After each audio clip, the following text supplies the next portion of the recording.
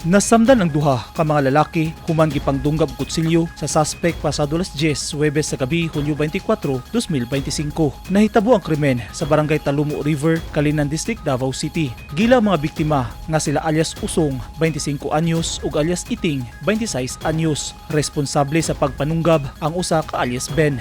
Naataya duha ka biktima nga gidunggab sa isa ka suspect.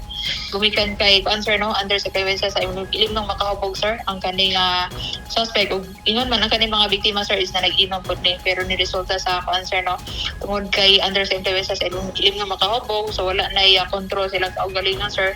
Base sa investigasyon, nag-inom at tubangan sa katindahan sa lugar ang mga biktima nitong tungura diyang kalit miabot si Ben nga hubog ug misita sa grupo sa mga biktima kalabot sa pagtamak sa tiil sa iyang amigo nga si alias Bert. Misangko sa kagubot ang ilang panagistorya. Sumala sa mga nakakita, gihapak og baso ni Iting ang naong sa suspect. Kalit nga gihulbot ni Ben ang giluklok nga kutsilyo nga iyang gidala ug giduslak ang mga biktima. Unang gidunggab sa suspect si Iting nga naigo sa iyang tuong nga hawak. Dayon si Usong nga nadunggaban sa dughan. Ning suspect is gido all kay konfronta kini mao nga biktima sir nga while na nag-inom.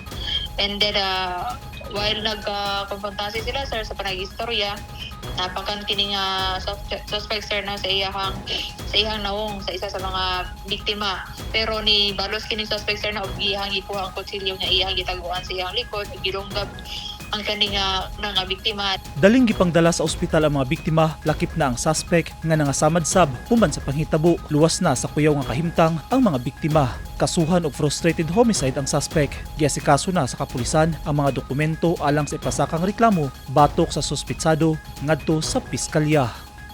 Eugene Hinutan, Newsline Philippines. Stay safe.